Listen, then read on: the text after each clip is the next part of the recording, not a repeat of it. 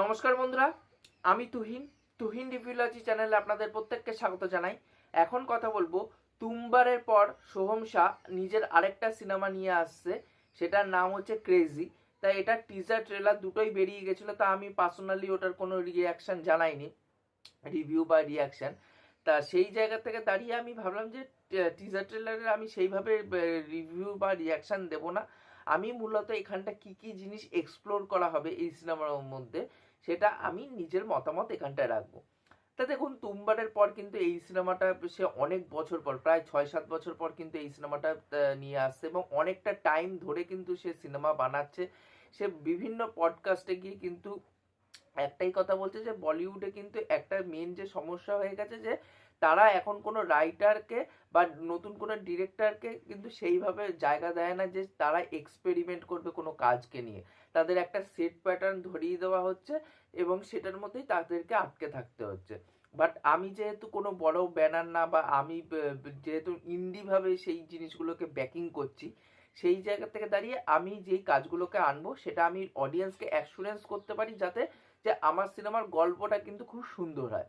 সেই জিনিসটা কিন্তু আমরা ট্রেলার বা টিজারের ক্ষেত্রে কিন্তু দেখতে পাচ্ছি, সেই জিনিসগুলো কিন্তু খুব সুন্দর করে উঠে এসছে। যেইভাবে ভিজুয়ালসগুলো দেখানো হচ্ছে সেটা কিন্তু খুব সুন্দর। এখানে মূলত গল্পটা আমরা দেখতে পাচ্ছি যে সোহমশার মেয়ে, যার যে একজন স্পেশাল চাইল্ড, সে কিডন্যাপ হয়ে যাচ্ছে, টিনু আনন্দের ক্যারেক্টারটা কিডন্যাপ করে নিচ্ছে, এবং সোহম শাহকে সে বলে যে 5 কোটি টাকা বা 10 কোটি টাকা মতো টাকার অ্যামাউন্ট এখন ঠিক মনে পড়ছে না, এত টাকা নিয়ে তাকে এই জায়গায় আসতে হবে, এবং তাকে একটা সেট টাইম দিয়ে দিয়েছে যে এই টাইমের মধ্যেই তাকে যেন আসতে হয়। কিন্তু অন্যদিকে সোহম শাহর কিন্তু মেন যে ঘটনা, সোহম শাহর কিন্তু মেয়েকে কিন্তু সেইভাবে ভালোবাসে না। সে যেহেতু স্পেশাল চাইল্ড, লোক সমাজে নিয়ে যেতে তাকে লজ্জা লাগে, যার জন্য মেয়েকে মেয়ে হিসাবে কিন্তু সে স্বীকৃতি দেয় না। হয়তো হতে পারে যে তার এখানটায় নিজস্ব কোনো লাইফ রিস্ক পড়ে আছে সোহম শাহর, যার জন্য তার মেয়েকে বাঁচাতে হবে। এবং ট্রেলারের মধ্যে একটা জায়গা দেখতে পাচ্ছি যে সে যেহেতু ডাক্তার, ডক্টর অভিমন্যু সুদ, এবার সে একটা হয়তো অপারেশনের সিন দেখতে পাচ্ছে, সেখানে কিছু গন্ডগোল হয়েছে, হয়তো ভুল ট্রিটমেন্ট করে ফেলেছে, না হলে হয়তো হতে পারে যে ভুল ট্রিটমেন্টের জন্য পেশেন্টটা মারা গেছে। তার জন্যই পেশেন্টের বাড়ির লোক, মানে টিনু আনন্দ, হয়তো টিনু আনন্দের ছেলে ফেলে কেউ হবে হয়তো, সে বদলা নিচ্ছে এই সংসার ক্যারেক্টারের থেকে। তো এটাই মূলত গল্পের প্রিমাইজ হবে। কিন্তু এখানে অনেকটাই কিন্তু কিন্তু রয়ে গেছে, সেই কিন্তুটাই কিন্তু আজকে আমি আপনাদের সাথে কথা বলতে এসেছি। তা দেখুন, এখানটায় যে মেন যে জিনিসটা আমি দেখতে পাচ্ছি যে এটা একটা স্ট্রেট ফরওয়ার্ড ন্যারেটিভ, যে একজন কিডন্যাপ হচ্ছে, যে মেয়েকে পছন্দ করে না, কিন্তু তার হয়তো লাইফ রিস্ক পড়ে আছে, একটা টাইম টেকিং এর ব্যাপার আছে, টাইমের মধ্যেই তাকে সব জিনিস করতে হবে এবং টাকাটা তার হাতে, মানে টিনু আনন্দের হাতে ডেলিভারি করে তার মেয়েকে ছাড়িয়ে নিয়ে আসতে হবে এবং নিজের জীবনটাকেও বাঁচিয়ে কোথাও না কোথাও ফিরিয়ে নিয়ে আসতে হবে, এবং নানা ট্রাভেলের মধ্যে সে তখন পড়বে। তো এই যে এই জিনিসটা, এটা তো পুরোপুরি একটা স্ট্রেট ফরওয়ার্ড গল্প দেখতে পেয়েছি, বাট এখানটা কিন্তু স্ট্রেট ফরওয়ার্ড গল্প কিন্তু হবে না আমার যেটা মনে হয়। কারণ তুম্বার সিনেমাটা যদি দেখে থাকেন, তুম্বার সিনেমাটা কি, যদি স্ট্রেট ফরওয়ার্ড গল্প হিসেবে বলতে গেলে একটা হলার থ্রিলার সিনেমা, বাট ওর মধ্যে কিন্তু নানা রকম জিনিসপত্র, সমাজের চারিত্রিক জিনিসপত্র কিন্তু ওখানে, মিসোজিনি যে ব্যাপারটা, যে মহিলাদের তখন কোনো গণ্য করা হতো না সমাজে, মহিলাদের সবসময় পায়ের নিচেই দাবি রাখা হতো, সেই জিনিসটা এক্সপ্লোর করা হয়েছে। গ্রিড মানে লোভ, সেটাকে এক্সপ্লোর করা হয়েছে। তার মধ্যে নানা রকম জিনিসপত্র তো এই সিনেমার মধ্যে ছিল, এই জিনিসগুলোকেই কিন্তু সিনেমার মধ্যে এক্সপ্লোর করা হয়েছে। বাট এখানটায় যেই জিনিসটা এক্সপ্লোর করা হবে হয়তো হতে পারে মেন্টাল ইস্যু, মেন্টাল হেলথের ব্যাপারে হয়তো এই সিনেমাটা গল্প বলতে চলেছে। হয়তো হতে পারে যে সে কোনো ভুল ট্রিটমেন্ট করেছে, সেই ক্যারেক্টারটা হয়তো মারা গেছে বা অন্য কিছু হয়েছে, হয়তো হতে পারে সেই ট্রমাটাই সোহমশাকে খুঁড়ে খুঁড়ে খায়, এবং ক্যারেক্টারটা পুরোপুরি, মানে যেরকম তুম্বারের সোহমশার ক্যারেক্টারটা কিন্তু গ্রেইশ ছিল, পুরোপুরি পজিটিভ ছিল না, এখানেও কিন্তু ক্যারেক্টারটা পুরোপুরি গ্রেইশ হবে, এখানটাও কোনো পজিটিভ ক্যারেক্টার হবে না। আর এখনকার দিনে যা সে যখন বলে যে এখন জেনজি কিড তৈরি হয়ে গেছে, তারা এখন গল্প দেখতে চায়, কে স্টার আছে, কি আছে, ব্র্যান্ড ভ্যালু, সেটা তারা দেখে না, তারা মেনলি দেখে হচ্ছে যে গল্পটা কি আছে, গল্প যদি ভালো হয় তাহলে ভাই আমি হলে গিয়ে সিনেমাটা দেখবো। এবার সেই জায়গা থেকে দাঁড়িয়ে, এবার যেহেতু অডিয়েন্সের টেস্টও চেঞ্জ হয়ে গেছে, এখন হিরো ওয়ার্শিপের কালচারও কিন্তু এখন পুরোপুরি চেঞ্জ হয়ে গেছে, এখন ওই গুডি ইমেজ নিয়ে হিরোই সর্বেসর্বা ওই ইমেজ নিয়ে কিন্তু এখন আর সিনেমা তৈরি হচ্ছে না। এখন সিনেমার পরিভাষাটা অন্যরকম হয়ে গেছে, যে হিরোকেও অ্যান্টাগোনাইস্ট হিসাবে দেখাতে হবে, একটা গ্রেইশ ব্যাপার কিন্তু তার মধ্যেও রাখতে হবে, যাতে হিরো একটা ভুল কাজ করছে যেমন ভিলেনও সেরকম ভুল কাজ করছে, দুইজনকে সেম পাতায় রেখে বিচার করা। সেই জিনিসগুলোকে কিন্তু এখানটাই হয়তো মানে সেটা তুমবারেও সেই ইনকর্পোরেট করেছিল, বা সেই টাইমে দাঁড়িয়ে অ্যাহেড অফ দ্য টাইম একটা সিনেমা ছিল বলে অডিয়েন্স ওই সিনেমাটাকে সেই টাইমে অ্যাকসেপ্ট করেনি। বাট এখন কিন্তু অডিয়েন্স অনেক পরিণত হয়ে গেছে, নেটফ্লিক্স অ্যামাজন চলে এসছে, বা সেই জায়গা থেকে দাঁড়িয়ে অডিয়েন্স অনেক শিক্ষিত হয়ে গেছে। বাইরের কন্টেন্ট বিদেশের কন্টেন্ট এখন অডিয়েন্স কিন্তু সেটা কনজামশন করছে, এবার সেই জায়গা থেকে দাঁড়িয়ে এখানটা কিন্তু ক্যারেক্টারগুলোকেও গ্রেইশ ভাবে কিন্তু রাখা হয়েছে। সেই জিনিসটা কিন্তু এখানেও বোঝা যাচ্ছে যে সে হয়তো তার ক্যারেক্টারটা ফ্লড, সে তার নিজের মেয়েকে অত ভালোবাসে না, যেহেতু তার মেয়ে একটু অনেক স্পেশাল চাইল্ড।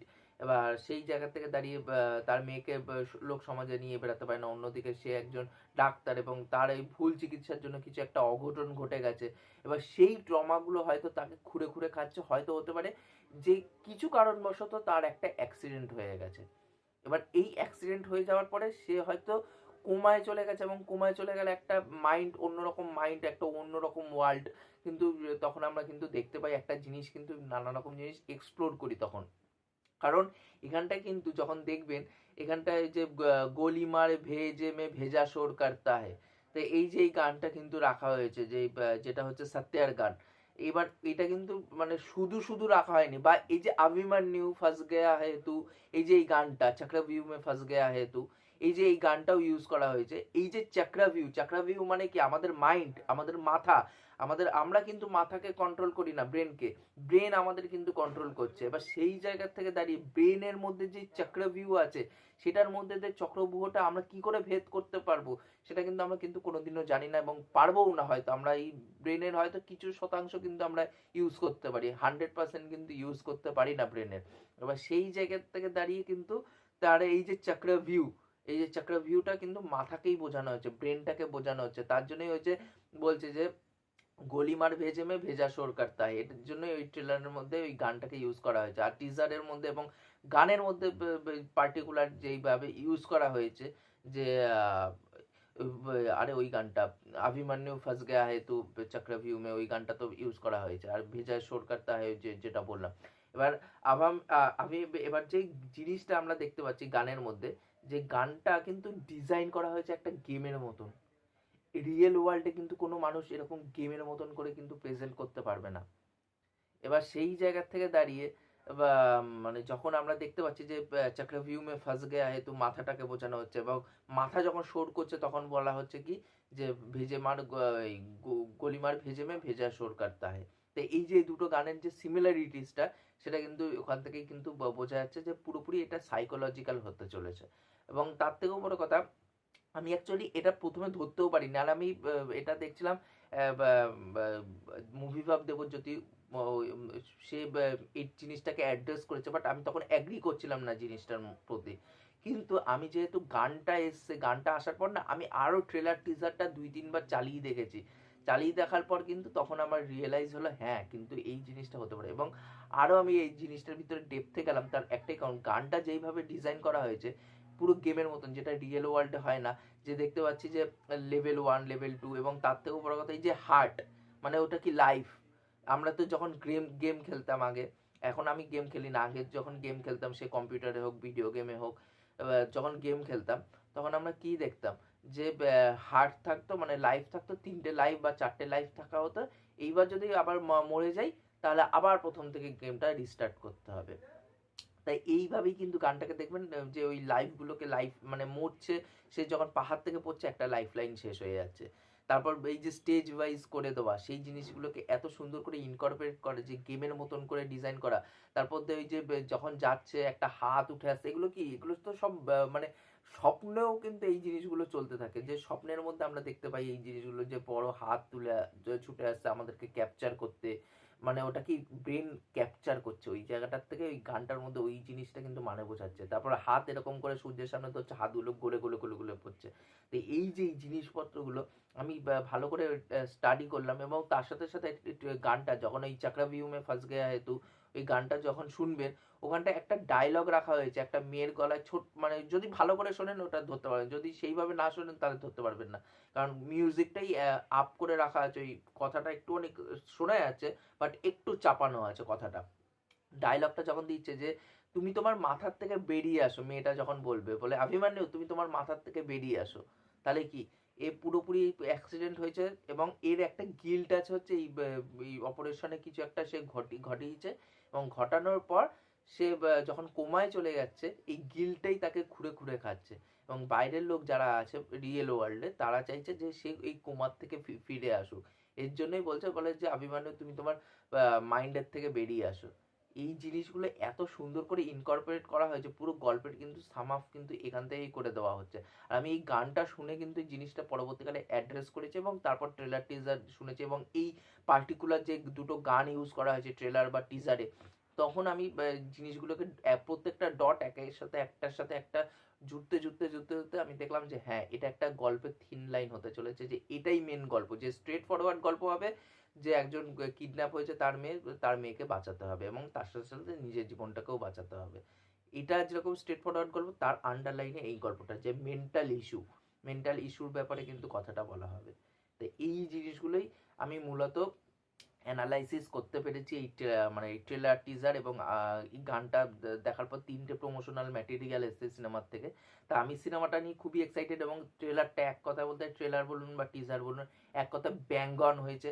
আর যেইভাবে ডিজাইন করা হয়েছে ট্রেলার টিজারটাকে, মানে দেখে একটা হলিউডিশ কিন্তু টাচ আপনি পাবেন, একটা হলিউডিশ ফিল কিন্তু পাবেন এই মানে পুরো থ্রু আউট এই প্রমোশনাল ম্যাটেরিয়ালের থেকে। তা আমার ট্রেলারটা দুর্দান্ত লেগেছে, টিজারটাও দুর্দান্ত লেগেছে। এই সিনেমাটা মুক্তি পেতে চলেছে নেক্সট উইকে, মানে সরি এই উইকেই পাবে, এই উইকে শুক্রবার। তা আমি তো অবশ্যই এই সিনেমাটা যাবো, হয়তো শুক্রবার নাও যেতে পারি কারণ আমার একটা কাজ পড়ে গেছে, শনি রবিবার হয়তো এই সিনেমাটা যেতে পারি।